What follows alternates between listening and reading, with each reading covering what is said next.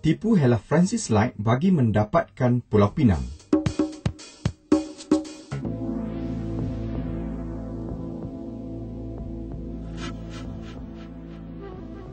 Dasar monopoli bermaksud penguasaan sepenuhnya terhadap sesuatu barangan perdagangan atau perkhidmatan dalam pasaran tertentu oleh seseorang atau sesebuah firma.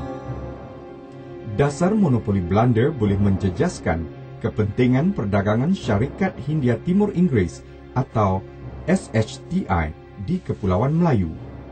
Sekiranya keadaan ini dibiarkan, peluang British untuk merebut peluang perdagangan di Tanah Melayu akan bertambah kecil. Bagai pucuk dicita ulam mendatang, Syarikat Hindia Timur Inggeris berasa lega di atas tawaran Sultan Abdullah bagi membenarkan Syarikat Hindia Timur Inggeris menduduki Pulau Pinang. Peluang ini segera diambil oleh Francis Light.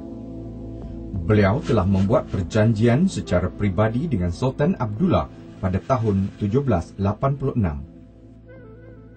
Perjanjian Inggeris-Kedah 1786. Antara syarat-syarat perjanjian tersebut ialah Syarikat Hindia Timur Inggeris membantu Kedah sekiranya Kedah diserang musuh. Syarikat Hindia Timur Inggeris tidak boleh melindungi musuh Kedah. Syarikat Hindia Timur Inggeris akan membayar sebanyak $30,000 Spanyol setahun kepada Sultan sebagai pampasan. Francis Light menduduki Pulau Pinang dan menaikkan bendera Union Jack pada 11 Ogos 1786. Francis Light menamakan Pulau Pinang sebagai Prince of Wales Island. Francis Light juga menamakan pertempatan mereka sebagai Georgetown, sempena nama Raja England iaitu King George III. Peristiwa ini menandakan bermulalah era penjajahan British di Tanah Melayu.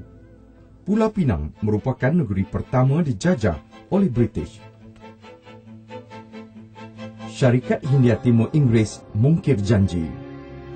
Apabila Siam mula mengancam negeri Kedah, Syarikat Hindia Timur Inggeris enggan memberi bantuan ketenteraan seperti yang dijanjikan.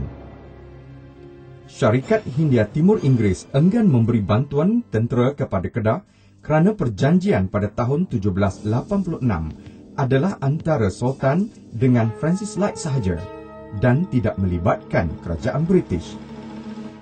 Syarikat Hindia Timur Inggeris tidak terlibat dalam perjanjian itu.